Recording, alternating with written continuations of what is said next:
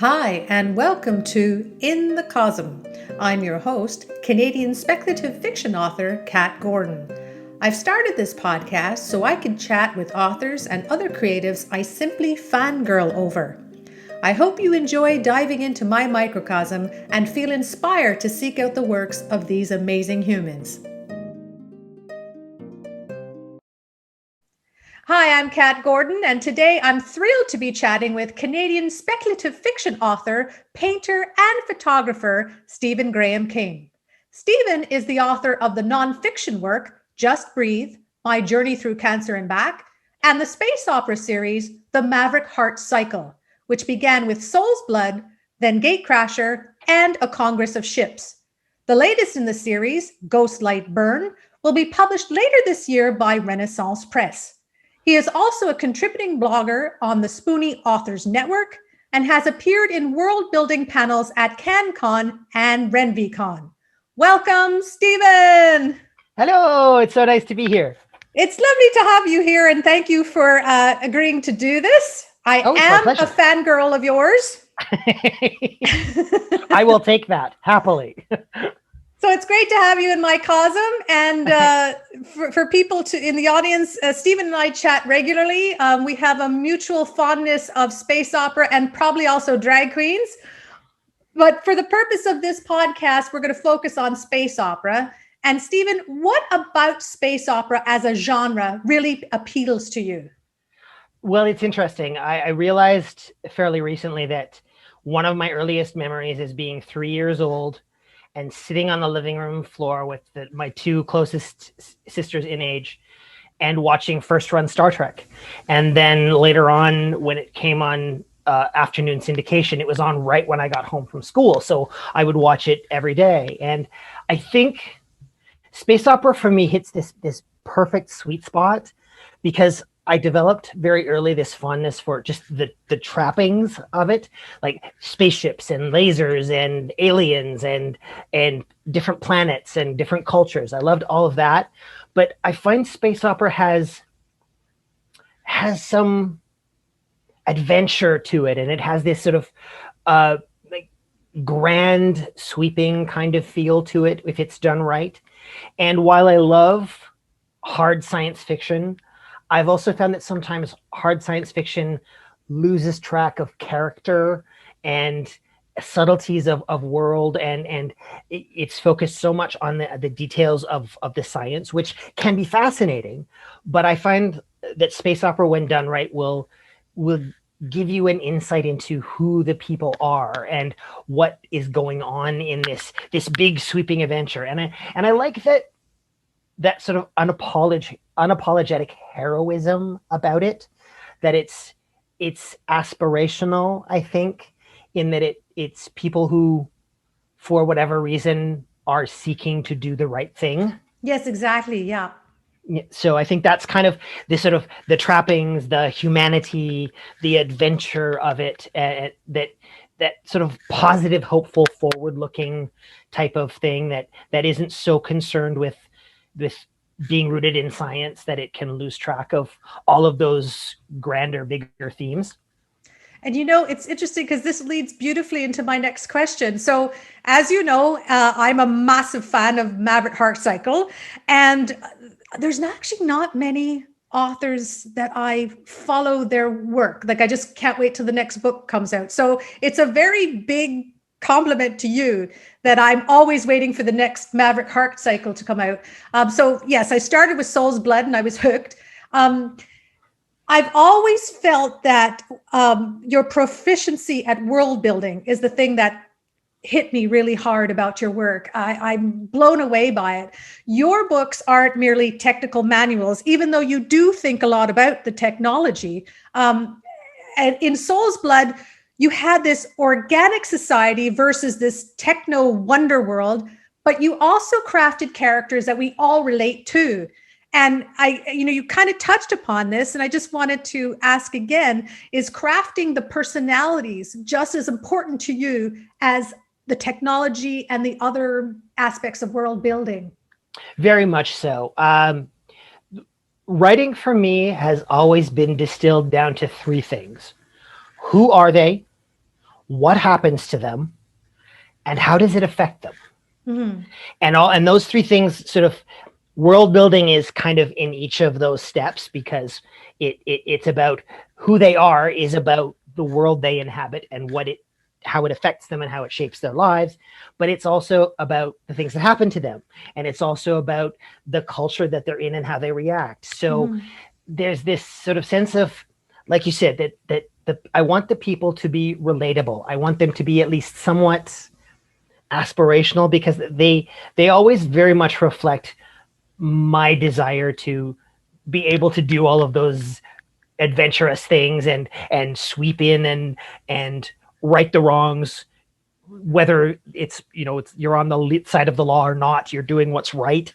So there's that sense of you can write something that is interesting in terms of the story, but I think you have to, if not always like the characters, you have to understand them. You have to get a feel for why they're doing what they're doing, what is going on with them, what it means to them to do the things that they're doing in the book, to take the action in these situations, and to work at that in terms of a world is great, but worlds affect the people that are in them. Right. And the people that are in them affect the world around them. Yes, So exactly. So it's really important, I think, to acknowledge that world building isn't just the buildings are really tall. It's about, what are the social mores? What are the cultures? What are the people? How do they feel? Do they have hobbies? Do they screw things up? Do they make smart ass remarks? Are they really quiet? Are they, so it's important, I think, to build your world into the characters as much as you build the characters into the world. Yeah, exactly. And this just something else I want people to really know about your works is that you have LGBTQIA representation in your works, but you do something a little unique with this representation than I've seen even in my own works. Like for you, acceptance is the norm. Can you just talk about that a little bit? Yeah, they see that way back in at the dawn of time, when the very first version of Soul's Blood was written, it was very much a feeling of not having seen queer people in science fiction, and that sensation of, well, we get to go to the future too. So it was an intentional thing to write that. And I think somewhere along the line, well, you know what happened? I sent a copy of a very early draft to a science fiction writer in Edmonton named Candace Jane Dorsey. And she was kind enough to give me some feedback and take me out for lunch when I was in the city. And one of her notes was that in that early draft, one of the characters' fathers didn't like the fact that he was gay. And she just looked at me and said, really? Really? We've traveled to the stars and we haven't left that behind. And that was a turning point, because from then on, I made it a conscious choice and built it into the foundation of the series that queer is never the problem. Yes. People can be greedy, they can be violent, they can be short-sighted, but the prejudice is just not there. And that's partially influenced by a film that I saw called Big Eden, which is this delightful queer indie film from the year 2000. And it's about a queer man who's been living in New York, going back to his hometown in Montana, this little tiny town. Okay. And the director and writer said, we are going to go at this as if that is not the issue. AIDS is not an issue. Homophobia is not an issue. That is not the problem. The conflict comes from the characters and their personality traits and their flaws and all of that. But it's not an issue in terms of queerness. And that was something that I kind of took on board and made that choice that was never going to be where the conflict stemmed from. That's fantastic. And I'm sure there's so many readers who appreciate that, or who will appreciate that when they start reading after they listen to this podcast. And look this fella up.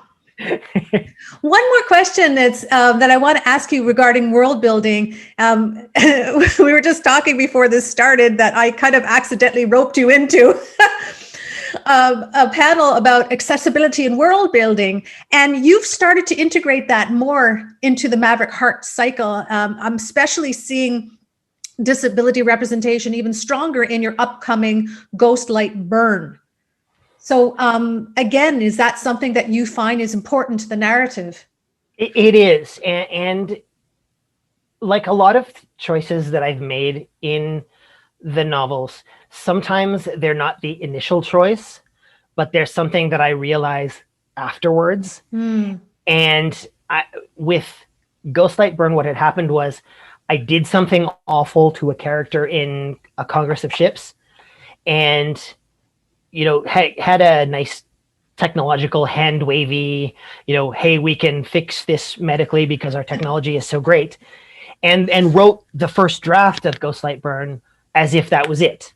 They fixed him medically and he was fine.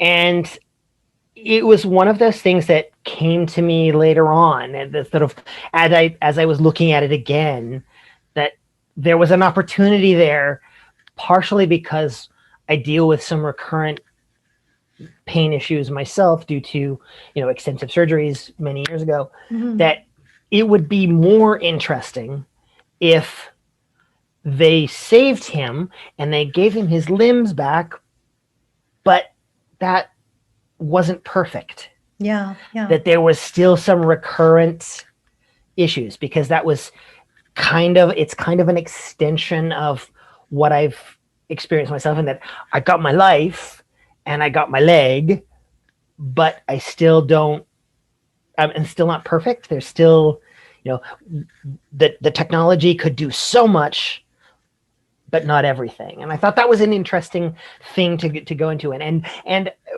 I will honestly say, having, between knowing you, knowing other writers who work with disabilities, who have written for Spoonie Authors Network, that I've learned from in terms of acknowledging the depth of my own disability, that was sort of like, oh, this is the way I can do it. And the other thing that I was really happy with was, there was a character, he appeared in a couple of scenes.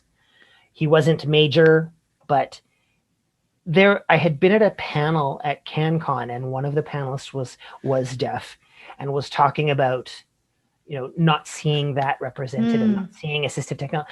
And it, as I was writing, I thought, wait a minute, there is this piece of technology that I have created that could be used in a certain way, right, as an assistive device. So it made perfect sense to take this character who otherwise was just a guy, and turn him into an opportunity to demonstrate that not only have these technologies advanced, they have advanced in terms of becoming assistive devices as well. Yes, exactly. I mean, here on Earth, we have people living their lives using all kinds of accommodations. So why not have spoonies in space?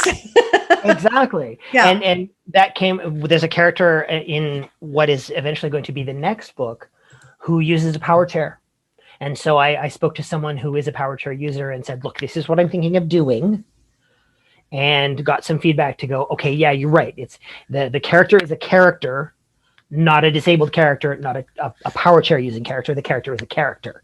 And their point in the story is to fulfill their role in the resolution of the plot, not to be an example or anything like that. Yes, exactly. I always say, if I inspire you, I really hope it's just organically and not just because I'm a disabled person. Yes, exactly. So another thing, this is my official third question. I just like asking you questions in between because it's fun. But one thing that I think has kept me coming back to your Maverick Heart Cycle series is that the theme and the feel of each book is a little different. And Ghostlight Burn was actually a heist story. And I just want to know, is that intentional? Do you want each book to kind of have its own type of feel, almost like a subgenre mashed with the space opera. Yeah, there's a couple of things that, I mean, I wrote Soul's Blood, and for the longest time couldn't find a home for it. And so Gatecrasher came about as sort of a, well, if I can't introduce the characters that way, I'll introduce them this way. And then there were different characters, and that was, so it became a different feel to that story. And then when I was writing Congress of Ships, it was, yeah, there was sort of a conscious thing that each story should have a different feel. Yeah. I mean, it's obviously the same kinds of things. These, group of characters get up to their necks in ridiculous trouble and have to save the day and be fantastic. but so you always know you're reading a Maverick Heart book, but you're going to get a slightly different experience. And I've always looked at it as there's some kind of hint in them that connects to our world. Right.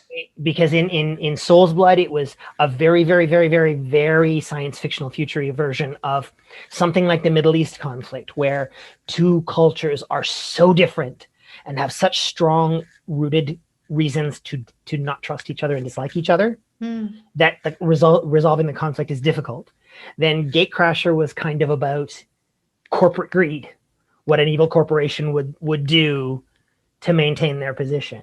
Right. And then Congress of Ships became a bit about refugees, because that was around the time when that was such a concern, becoming such a big concern in so many countries around the world were refugees. So there's always this sort of thing that connects directly to the real world, which I think is important. And another thing is, I kind of look at it as my own personal playground, that I can play in whatever trope I want to. Right. If I want to do wormholes, great. If I want to do alternate dimensions, great. If I want to do aliens, great. That it's this often this conscious decision of, okay, what am I going to play with now? Yeah, how can I bring this very science fiction-y space opera trope into this series in hopefully an interesting way that keeps a reader interested in knowing more about the characters.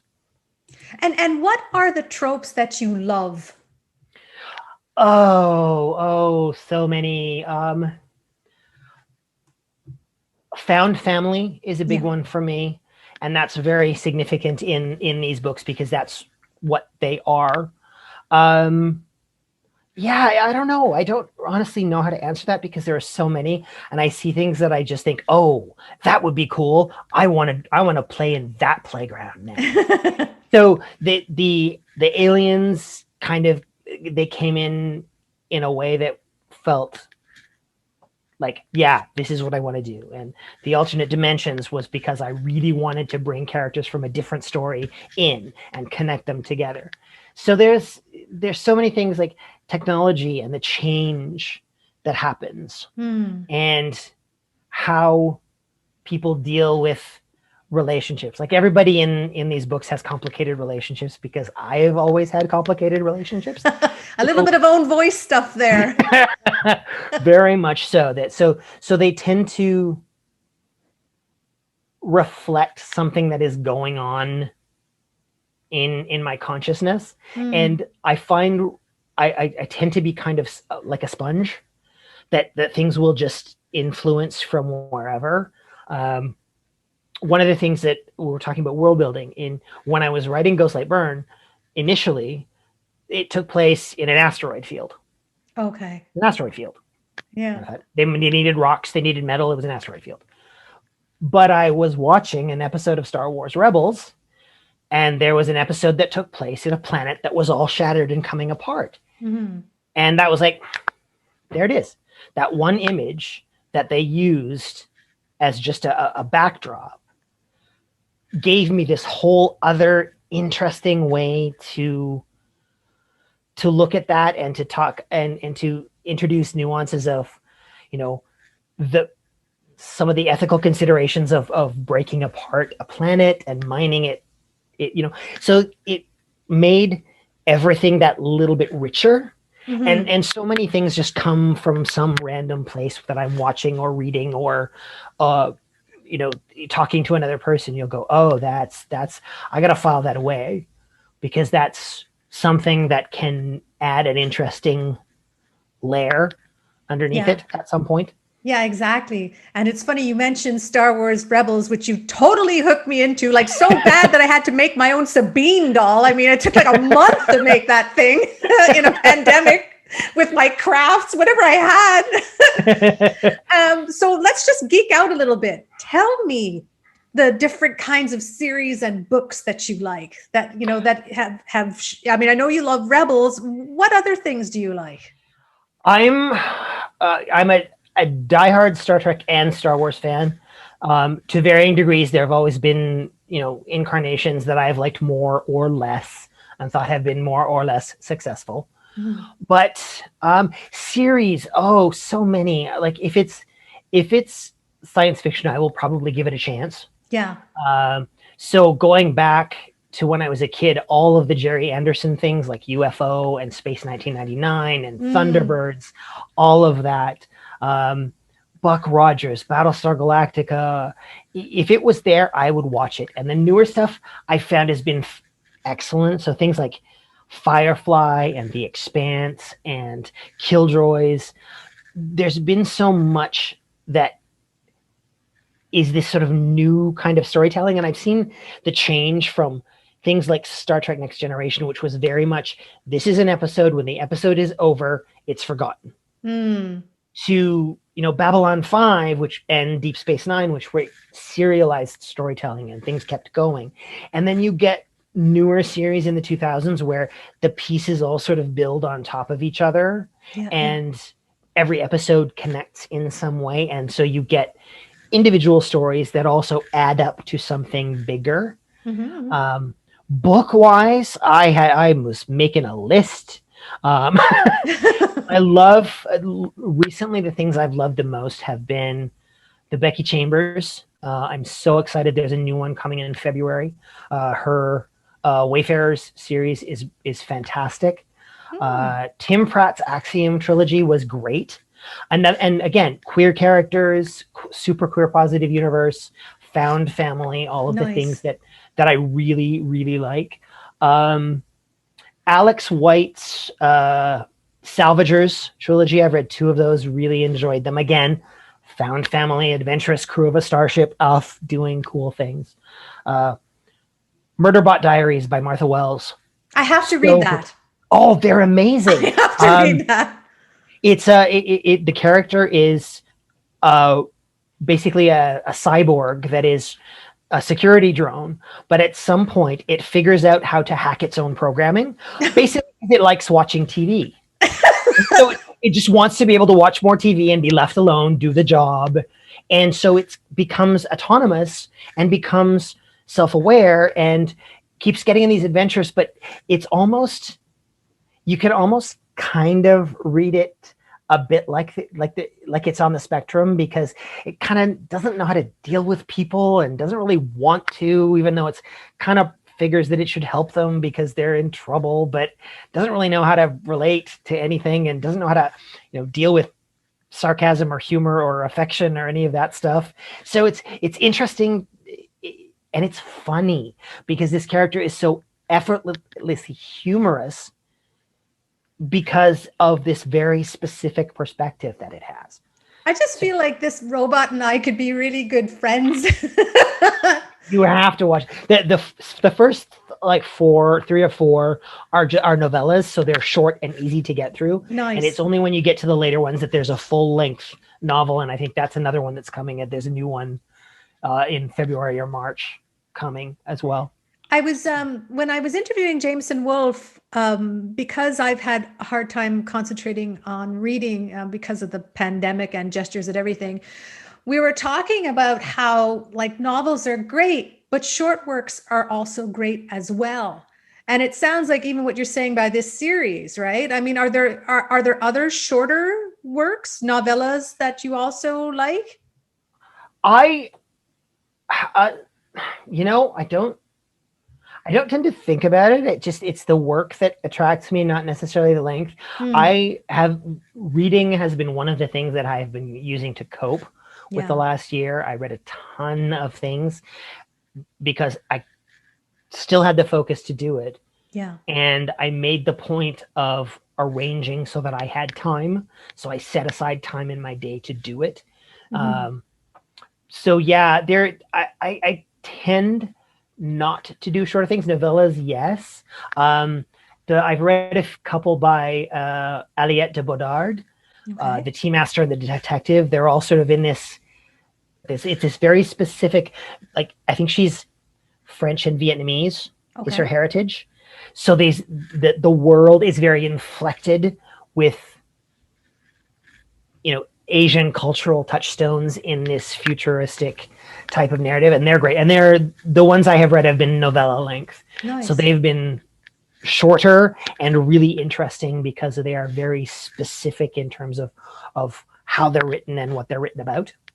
I'm gonna have to like listen to this and write down the names of everything that you said because it all sounds quite fascinating. I want to, expand my world. I'm gonna just veer off because I can't believe it, but we're heading closer to the finish I line. know, I know. Unbelievable. I want to go to another place. I want people to know that you're an artist. Ah, You paint. I'm looking at a painting behind your head right now.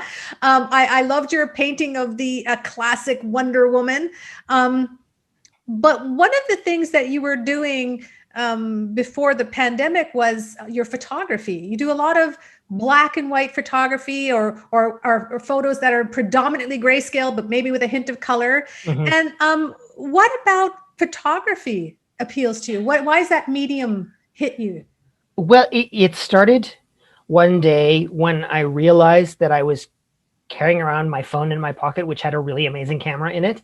Hmm. And I think it was a couple of years ago. It was a winter day, and we had fresh snow that morning as I was going to work. And I stopped and got off the streetcar like a block or two early, and was going by. There's a park and a church, and there were all these things, and it was just okay, click, click, click, click, click, click, snapping things, and I started doing that all the time. Hmm. And eventually, last year, I actually invested in an actual camera, and would take it out. What I like doing is street photography. So something, and what I like about it is the immediacy of it. Hmm. That it's not so much stop, pose, arrange, lighting. It's not that. It's very much see a thing, snap the thing. Hmm. And so there's this kind of sense of having to recognize it, having to recognize the composition and the lighting and the energy and the movement of people going around, and recognizing it right away and just grabbing it. Yeah. So it's this combination of intention and accident Yeah. Yeah. that I like, and because it's literally you've created it in a second, in the Yes. time that it takes to click the shutter, you've created that. Yeah. And so when my attention span fails me, that painting, because you gotta, in my new apartment, there's not really a place to do it all that well, and I don't have the best light, so Okay. you got to figure all of these things and figure the colors and do all of that other stuff. That this kind of has been an artistic outlet that is very immediate and in the moment. So it's just something that I can do to create and train myself, Yeah. Yeah. train my eye to see things and see. Like I said, street photography is all the like motion and movement, and how are people moving through the world, and where's the sun coming from, and it's just getting that telling this story in an instant Yes, of. that's what I was going to ask you. Do you, even though it's immediate, do you find it another form of storytelling? Very much so. Several people have said that my pictures always tell a story, Hmm. and that is excellent because it is that sort of moment in time. Yeah. Because you see the tilt of someone's head and how they're walking. Is their head up? Is their head down? Are they looking at the sun? Are they looking at the cars? Are they riding a bike? Are they standing in line outside a store waiting to get in? So there's that instantaneous. There's a thing right there in that moment that you can see or you can imagine that there's a story going on. That person came from somewhere and is going somewhere, but you've caught them just in that precise moment of their day. Yeah, In exactly. that sort of accidental kind of thing. So Yeah. Very, very cool. I love your artwork. And I have to now go with my last question. Yeah, and this is the one. This is a question I plan to ask everyone because it's fun for me to learn these things as well. And you're my second victim. Tell us a fun fact about yourself. okay. Well, I kind of have, the one is that I set off airport metal detectors all the time because I have various metal bits in my body, and sure enough, every time you go through it, it's like, yeah, it knows the leg. It's okay. Go ahead. And the other one is that I, many, many years ago, was in the Canadian premiere of the play Noises Off, which is was a Broadway farce. Was on Broadway, was in the West End, and when Canada did it, it was this theater in the town I was living in, and I was lucky enough. It was my only professional theater credit, and it was an amazing experience. We mounted this incredibly complicated farce in something like 2 weeks. Oh my gosh. 2 or 3 weeks. It was super fast and super crazy, and it was the best experience. So yeah, I set off metal detectors, and I was in a Canadian premiere of a farce. So is it okay if I find both those things equally awesome? I'll take it. I'll take it. Okay, well, that's all the time we have for today. Thank you so much for doing this. I really appreciate it. Thank you for inviting me. I had a wonderful time. Excellent. It was great having you. Folks, you can learn more about all of Stephen's work and where to connect with him on social media by visiting his website, stephengrahamking.com. And scene. Transcripts for In the Cosm are available at catgordon.com. That's CAIT Gordon.com. Thanks for joining us. Take care and stay safe.